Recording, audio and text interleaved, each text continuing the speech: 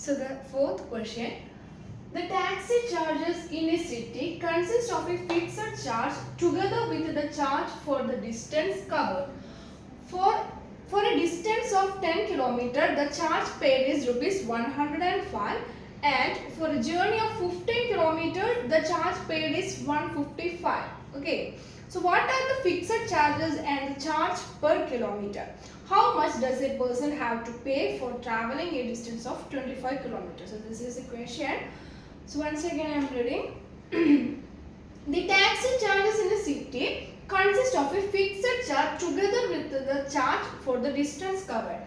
So if you want to travel a certain distance, we have to pay both fixed charge and charge per kilometer. Okay. Then for a distance of 10 km, the charge paid is rupees 105. Okay. So for 10 km, the charge paid is 105, which means this 105 includes both fixed charge and charge per kilometer. Alright. And for a journey of 15 km, the charge paid is rupees 155. Okay, so for 15 km, we have to pay 155 rupees. And the question is, what are the fixed charges and the charges per kilometer, and how much does a person have to pay for traveling a distance of 25 km? So this is the question. So in this question, it's clear that we have to pay both fixed charge and charge per kilometer. Okay. So for 10 km it goes 105 rupees, and for 15 km 155 rupees, and we have to find out for the charges of 25 kilometers. Okay, and also we have to find out fixed charge and charge per kilometer. We have to find out both these charges. Okay, so now first we have to write down two equations with the two variables. Okay, in case of 10 km, the charge paid is 105. Before write down the expression, let x is the fixed charge of the journey. Fixed charge. Okay. X is the fixed charge and y is the charge per kilometer. Okay. So the variables are x and y. X is the fixed charge and y is the charge per kilometer. So that for 10 kilometer journey, we have to pay 105 rupees, which means there is a fixed charge plus 10 times y, that is y rupees for kilometer, and here we are traveling 10 kilometers, and then we have to pay this fixed charge in addition to per kilometer.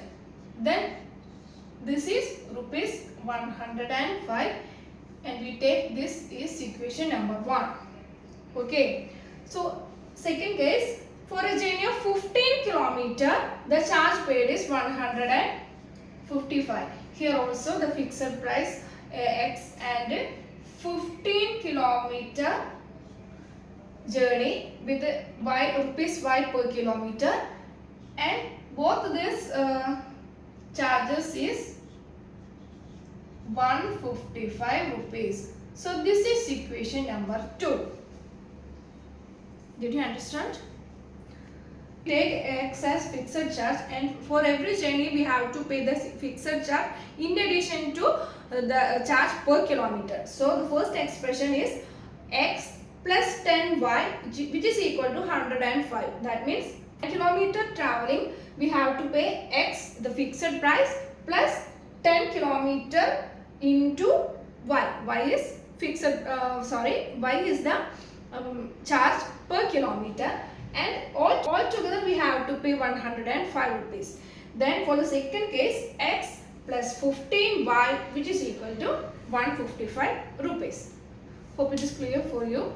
And now we have to find out values for x and y first. For this question we use the substitution method, and from the equation 1 we can write expression for x as x is equal to 105 minus 10y, and substitute this in equation number 2. Then what's happening? That is so equation 2 is x plus 15y is equal to 155. So let's substitute value of x in this equation. Then 105 minus 10y plus 15y is equal to 155. That is 105 plus 5y is equal to 155. Then 5y is equal to 155 minus 105, which is equal to 50. That is y is equal to 50 by 5, which is equal to 10. That means charge per kilometer is rupees 10.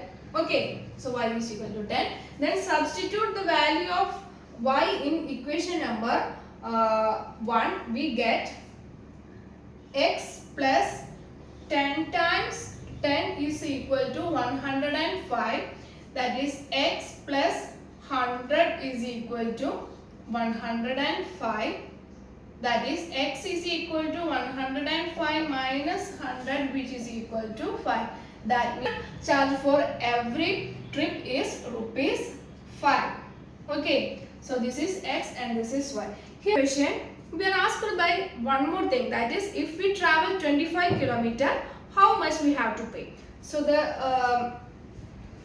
for 25 kilometers the fixed charge is 5 plus the varying charge is y. Charge for every kilometers is y is equal to 10, that is 25 into 10, which is equal to 5 plus 250, that is equal to 255, which means for 25 kilometer journey we have to pay rupees 255.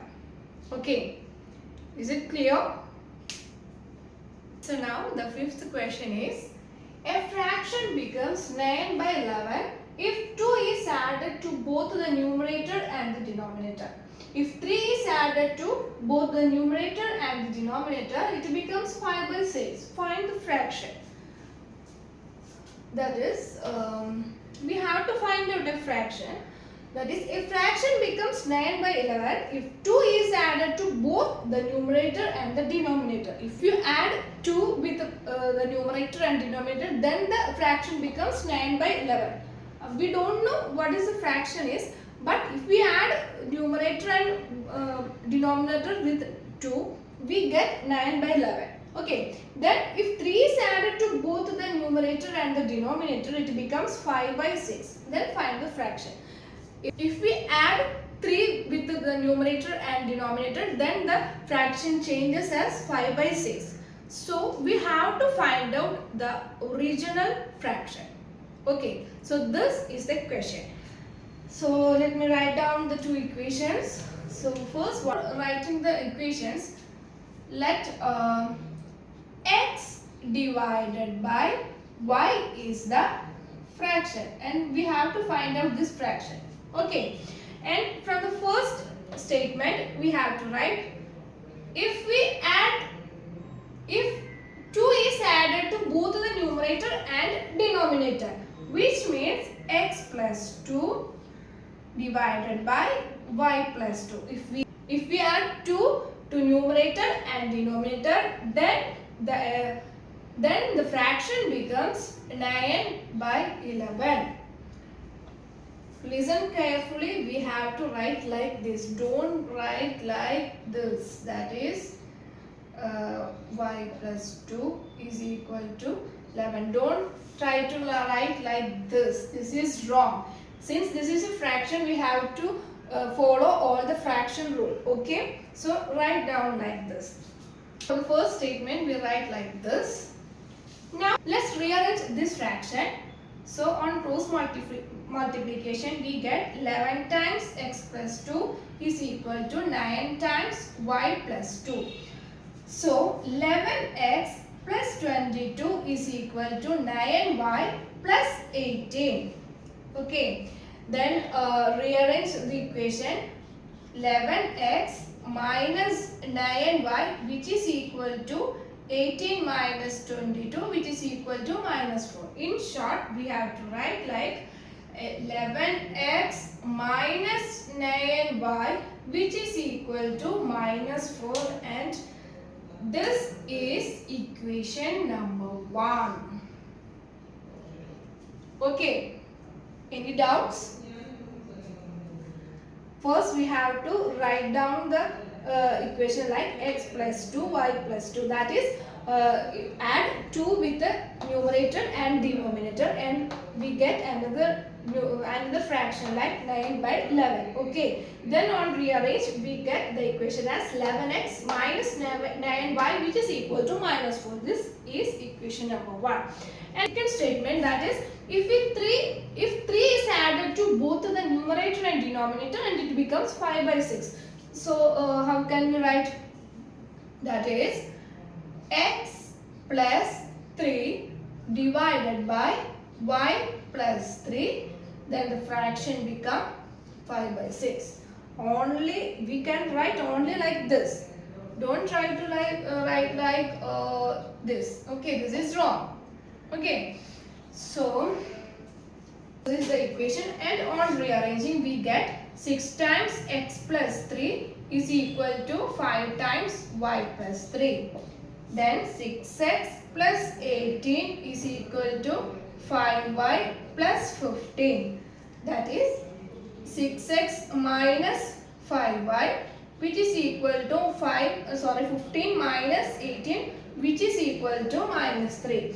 In short, we have to write 6x minus 5y is equal to minus 3, and this is equation number 2.